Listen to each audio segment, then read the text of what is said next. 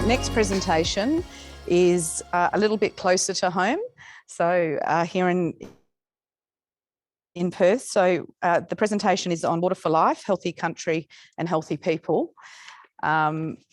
We do have our guests or our presenters here in person. We'll invite them to come forward. I'll just read you their bios before we get underway. We have Dr. Richard Walley, who you all met earlier this morning, and Dr. Walley was very generously welcomed us all to country. Dr. Walley is a respected Noongar elder, musician and cultural leader who's been instrumental in the reconciliation movement in Australia. He's an advocate for the recognition and celebration of Aboriginal culture and has used music and art to promote understanding and healing between Aboriginal and non-Aboriginal Australians. Welcome, Dr. Walley. We have Carol Innes from Danjoo Koorliny. Carol Innes is a co-director of Danjoo Koorliny, Walking Together. Her work focuses on the social, cultural, environmental and economic impact of colonisation on Aboriginal people and what barriers need to shift in policy and programs to build better relationships across all sectors.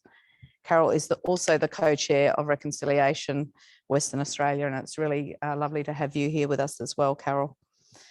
And we also have presenting Winsome MacLaurin.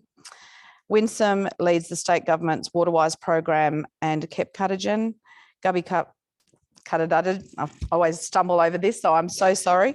Waterwise Perth Action Plan 2. The plan seeks to deliver through walking together with Aboriginal knowledge, cultural values, voices and participation, and is delivered across 11 government agencies and multiple stakeholders to create leading waterwise communities. And we all know the really significant importance of water, and we're about to learn much more about that. So please join me in welcoming our panelists, or our presenter, sorry, to this. Well, we're going to do three parts to our presentation this morning. I'm going to do just a respect to our elders and do a presentation tapping into their energies and giving you a foundations of where our bases come from before we go into the slides. One of the secrets of our culture was its series of codes that were developed over a long period of time. And those codes are directions of how to maintain a balance within oneself, within one nature, within the regions that you're working with. And balance is a wonderful thing, because people always talk about a balanced diet, balanced sleep, balanced work, play. Balance is a wonderful thing. And if you find balance, you find foundations that you can actually leap from and go further. And when you get these balances, a lot of people search for them. Our people had it over a 2,000 generation trial and error. And it started from ngank. So ngank in our language is very important. It's extremely significant. It's one of the most important words in our culture. And that I'm just speaking for Noongar. Ngank is the sun. The one sun gives us life on this planet. Our people knew that many generations ago. No sun, no planet. Ngank is also the word for our mother, the giver of life.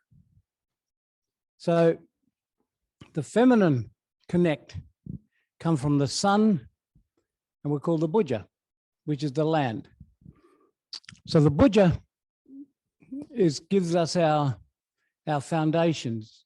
It grounds us, pardon the pun. And that budja, then in our culture, we call Mother Nature, and the land is our mother. But it also has these other connotations that gives us that feminine connect.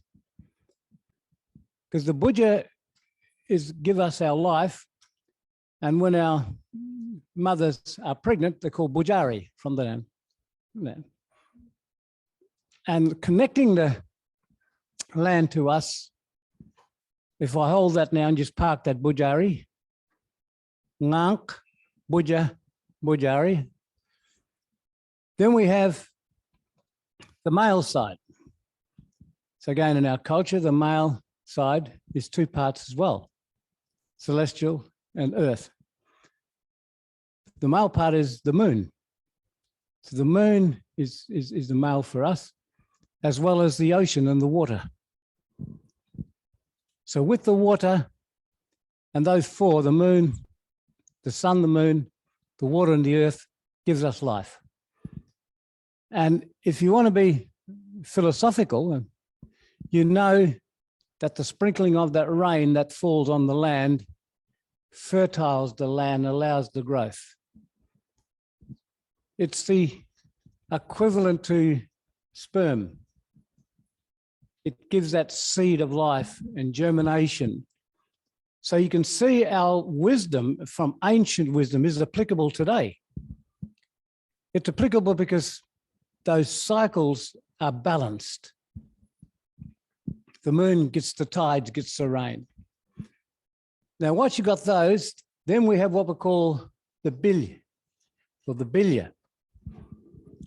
The bilya in our culture is two meanings. Bilya is the river. And of course, when the rain falls down, the rivers create this life as well. And out of this rivers have this life. So the water is very important there. And the bilya is also the word from bil, which is the umbilical cord from our mothers. So you can see our pardon me, ancient wisdom entwined all this into its stories and connect. So water is very significant. Is it significant? Yes. Is it significant without the land? No. Is it significant without the sun or the moon? No. So you can see there started this harmonious connect that gives us our balance. And we always say the last comers are the most destructive. Now that's everywhere. You always find that the last plant that comes into a place has an effect on those plants that were there before. It's destructive. The animal world is quite clear. You always find the last comers, the introduced species are the most destructive. And it also goes for people. The last comers are the most destructive. That's historical. It's not me separating saying when the white fellas come over here, they messed everything up. It's me saying when the white fellas come over, they messed everything up. And that's historical. It's not me, and facts can show that. It can show that the systems that we took many generations to hone was ignored. And it's just now we get through those 4 stages of speaking where you're spoken about, spoken to, spoken for, and you get to speak. We want that other part where people get to listen. Getting to speak is one thing, but the listening is the next part. So you can see that wisdom is still applicable today. One of those wisdoms in the health world came into connecting to the plant life, because they were the first comers, animals second, we as humans are the last comers. And if you tap into that plant life, as demonstrated here, that gives you your connect into the animal world and into yourself, because we always follow that world. And we had that as what we call the Burunga systems or totem systems. So those systems gave us the connects to place, plant, animal, people. Then we get purpose. From purpose, you get tools, and tools, you get trade, et cetera, et cetera. That knowledge system existed here. It wasn't written down.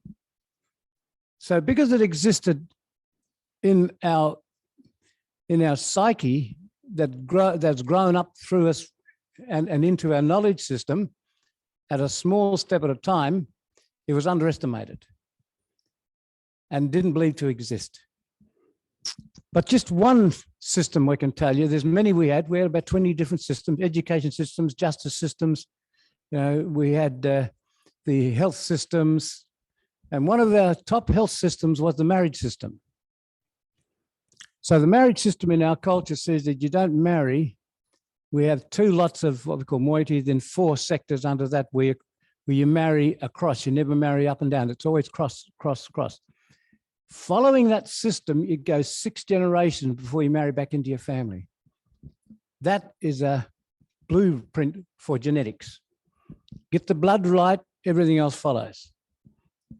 Our people had that into the system. That system was connected in a series of totems and buringas that connect us to plants and animals. So we were responsible for those plants and animals. And that all connected us to the water, into that sector. So as you can see, I can probably talk to you for another hour or so on this because we're very passionate, but we've got a time between the three of us. And there's a wonderful thing called PowerPoints. We're going to go. But I just want to take, if I can, 2 minutes longer. I'm going to give you 1 minute to have a look at how smart our system was. And I'm going to tell you how smart our system was and how we're maintained that. Because I want you to talk to each other. You've got 1 minute conversation in the pairs to tell a person what song stimulates a thought and a memory for you. A song will come out and say, ah, that reminds me of my grandfather. Ah, that reminds me of when we used to do this with my mother. There's a song, and there's 2 parts to that song. I'm going to give you a minute first before I explain how it works. So 1 minute, you talk to each other, tell them which song was significant to you and why, because you've got 30 seconds each to exchange that. There you go, you got 1 minute. What our people were smart enough to do is to put our stories into song lines. 2 things about songs. Automatically, you'll speak about something in your conscious self. Your conscious self says, oh, this song reminds me of something, and you have that discussion. The most powerful part of songs is in the subconscious. The ones that you don't think about, but they come up and you go, bang, that's taken me straight away. I didn't think of that because it's in your subconscious. It's in that energy line that when it comes up, it will give you that. And how many times we know a song's got 2 parts to it. It's got the verse and the chorus. Our culture was smart enough to put it into the chorus. So how many of us know a song that we'll sing along, but when it comes to the chorus, we're all solid. We can sing along with it, whether it's country roads or whatever it may be. But the verses comes and we mumble along because we don't quite know the verse. So you can work with the verse, but long as the chorus is powerful, you will have the message. So you can see a lot of these song lines also followed the river lines. They followed the hills, the lake systems. So there was connect into those. And most of those always had a place of water with you. So it comes back to this water being significant for us as well. But as you can see, that's just one little conversation about the wisdom of our culture that's not been accepted today, but it's been known. And I'm going to stop at that. So if there's any questions later, there's 2 conditions to the questions. One, I take the easy ones and Carol looks after all the hard ones. And but my presentation this morning is to say to you that just within this small amount of time, we're just tapping into a nanosecond of 2,000 generations of wisdom that is still ingrained around us. And it may not be in our conscious, but it's definitely ingrained in our subconscious. And that's our spiritual connect. So I'll hand it over to Carol now. Thank you very much, Richard. And now you know why I love working with Richard Walley, because he can take us on a journey that connects our head and heart to a place that we all can connect to and belong with. We both work as co-directors for the Danjoo Koorliny movement, which is now we're halfway through. It's a 10-year journey that we encountered in 2019, where in 2029, Western Australia will be commemorating 200 years of colonisation of this country. And we were invited to be a part of the Centre for Social Impact festival in 2019. And we basically said, Aboriginal people in this country have been impacted the most, social, cultural, environmental and economic impact that nearly wiped our connect, place and people to the land on which we all live and love. So we've been in this place for some time. We're trying to shift systems. We work through, like Richard talks through, the cultural connect, the social connect, the environmental connect and the economic connect. Also around the impact and also around the benefits. So we're here today to share with you the journey that we've taken, the process that we've turned upside down and connecting with, to show you that our journey has been one that started in 2019. And I really loved the presentation this morning, because that's what we talk about. If we don't start greening our places, we won't have the air outside to breathe what we need to have for ourselves. So 2019 to 2029, 10 years. What we did is we used our analogy along the river, because they came up the river to settle in Perth on the banks of the Derbyl-Yerrigan. So our analogy is to work back up the river, to heal ourselves, to connect our people with country, place, and the environment. And guess what? We're getting some blockages along the way, because it is difficult to shift policy, legislation, and acts of parliament to try and benefit Aboriginal people in this country. The journey of Danjoo Koorliny has been, as Richard talks, is you can hear from what he expressed to all of you this morning, is that we're trying to get people to connect with place, to understand the history, to also to think about the other knowledge system that Aboriginal people for centuries have given to keep a sustainable world for our people. It has taken less than 200 years to look at how Western Australia itself, and we're only focusing our presentation around Western Australia because that's our heart place, but it affects across the world when you think about the natural disasters that are happening because of the extraction of the natural resources from all of our Mother Earth. So what we've done is taken a journey trying to connect people's hearts and minds in everything we do. So the work that Richard talked about in that, every part of what we do in our conferences, in our meetings, in our places of connect, we ground people to the place on which we're meeting. Many of our meetings happen in and around the river. We celebrate the full moon in the cycle of when we have our events. We work along the 6 seasons, so our events doesn't happen the same time every year. It moves with the seasons, and that has shaken up the whole process. We were given a day, we took over the running of the program. So in 2019, we had a day. Richard's looking at his face like, because Richard turned the whole system upside down. He basically said, give it to us, we'll show you how it can be done, and we'll run it for you, and we'll show what can be done. We're still here today, we're still leading a process. Our other co-directors in this process is Colleen Hayward and Noel Nanup. Every part of what we give to this, we don't have to do. We do it because we have a contribution and we have a heart and a mind that wants our people, not just Noongar people, but all Aboriginal people, to be recognised of the knowledge that we all hold and that we can contribute to the two-way knowledge system, whether it's in our way that programming is done for caring for families, caring for the sick, care, and also building and construction, because I know the work that Richard does and what I do to contribute to that. We also talk about the environmental factors of what we all give to this process. So along the journey, we talk with the Director Generals of departments, ministers. We do not go beneath those 2 levels of the authorised bodies. We work to try and shift them to work with the change that we need to see together, and that we work in a way that is gentle, it's caring, it's nurturing. And if you think about where Richard talked with you today, that's the journey we take them on, because we have to get people to shift and change their mindset for the change we're all looking to see ourselves. So along the journey, we have built relationships with, and you can't make shift and change if you don't build relationships with. So along our journey, we have met with a number of Director Generals.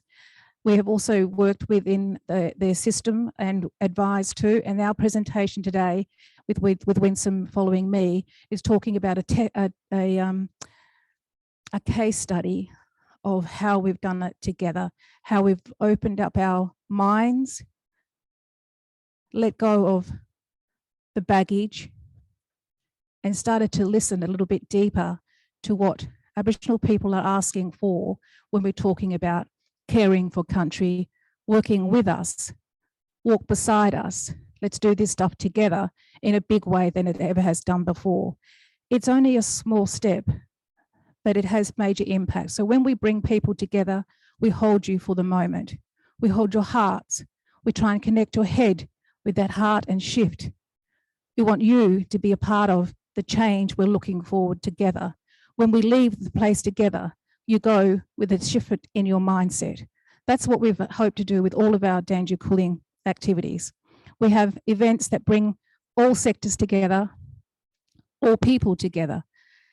And we've had some very heartwarming moments. We bring our elders along the journey. They are a part of our process as well. And we work in a way that allows people to stop, listen for a moment, and take on board an old way of thinking across a new way of working. It's not hard. It's not hard. And I acknowledge every Aboriginal person working in the health sector. I have been in this hospital for 3 months, and I commend everyone in the health sector working with our people, caring for sick, and the strength you all give with your hearts. I've seen how hard it is, and I feel blessed that we have a health system that we have, because like Richard said, we never have the illness that our people are facing with chronic illness today. We had a system that cared for everyone. We had the medicines that Auntie Billira was talking about that cared for our people, that looked after our people. But now we're in a system where now we become the greatest users, the health sector. We have to look at it differently. We also, and I love the greening idea of what happened in Darwin. We need to do it more across every city. So when I think about our movement of Danjoo Koorliny is walking together in Noongar. Others are talking about walking together. If we don't walk together, we don't share the knowledge with respect, we don't care for each other, what is the world that we are living in? I think my well-being today is a bit heavy. I'm feeling it myself. I don't need to talk to you about what is happening, but our social and emotional well-being in this country at the moment is being crushed by the spirit of pain and hurt, and we've had enough of pain and hurt. Our people are waiting to be recognised. Our people have been here since time immemorial. We need you, and we have you caring for us, but now we need you to step deeper into a space that shifts our nation so it becomes a world-class country that connects all people. So when we talk about our 4 pillars, social, cultural, environmental, and economic, it does not ignore the social determinants of health. It's all connected. We cross all sectors, but you don't get the businessmen coming and sitting in on your meetings here. They come in on ours. They cross sector across with ours, and that's what we're trying to do. You can't run the silos no more when you've got to care for our planet, and our planet is dying. And why we focus on this river, if our river dies, we die. If our rivers don't flow anymore, where are we going to get our water from? We are in a really tenuous space in Australia. If you think about We're coming into summer, and what do people talk about? Fires. They don't think about how can we green the space and make it a better place to live in. They talk to the disaster. So it's fear we start living on all the time as we head towards summer. We don't want fire to be our enemy, because fire is also our healer. In our journey of going through this, our fire is a crucial part of that. So we have a smoking ceremony at the beginning of our forums. We cleanse the people, they walk through the smoke. And some people love it. Some people need it. But it's a way of what we do to cleanse away what they are bringing to us and what they take. So it holds people in a place to feeling safe. So the cultural practice of what we do is healing and caring for each other is a really important process of Danjoo Koorliny. We can't do all this work because we've got a massive state. But together, when we link with people and knowledge like all of you, we make a shift in what we need to do a little bit better.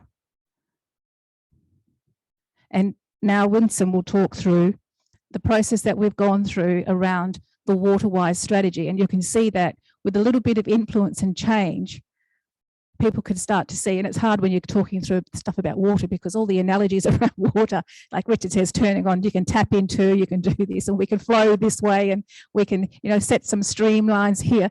We all start talking the water analogies that we forget about, that it just comes naturally because we are water and water is our life.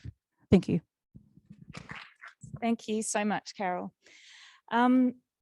So I've got all the typical slides that one has for a presentation like this, but I really want to just reflect on what Uncle Richard and what Carol have given us just now and talk about the real ethos that sits behind this work. So this is a plan that I've been running since 2018, and we started walking together with Danjoo Koorliny at their second summit.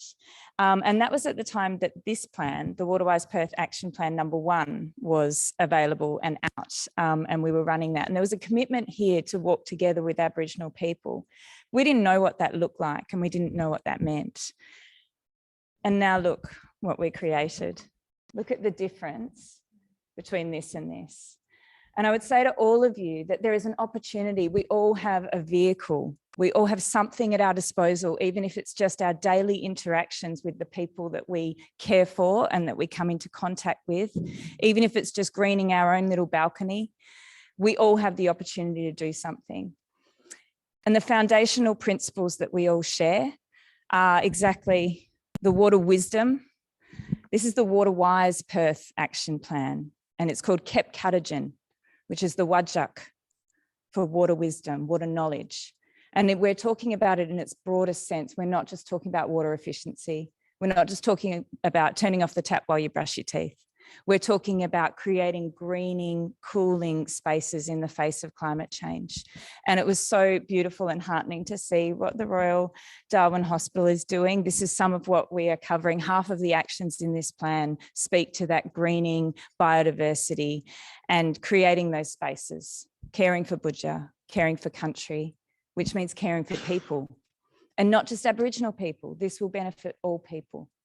This plan is for all West Australians. It focuses on Wajak and Binjarab country, which is Perth and Peel, but it is for the entire state as well. The shared principles that we base this on are so important to this, really.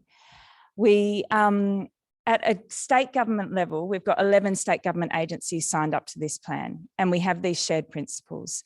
The most important ones from my point of view are the everything is connected, which we've already discussed and we've already talked through. And to me, that's a really foundational Aboriginal one, and it's where so much of our connection comes through this plan, about everything in a water-wise sense, everything environmentally is connected, right? But also in a human sense, in your healthcare. I'm sure you recognise that sometimes you'll have someone presenting to you who will be feeling unwell, and the reason for that unwellness is over here. It's not here.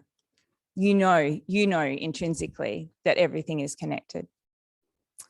The other one that is so important to us is sense of place. And that is about understanding the country you stand on. What happened in this country? What are the stories, both ancient and enduring? And what is the truth that we need to tell in order to move on and to heal this country? And so I guess what I would say to you without taking too much time, because I'm always interested in your questions and the panel discussion, is that this is a plan that speaks to water and the environment, and we are using it as an opportunity to walk together with Aboriginal people. Danjoo Koorliny is so kindly hosting me as a staff member with them. My department is paying for me to sit there for this year, and it's allowing us the opportunity to do things like this here today with you. And to really dive deep into what this can mean across state government here in Western Australia.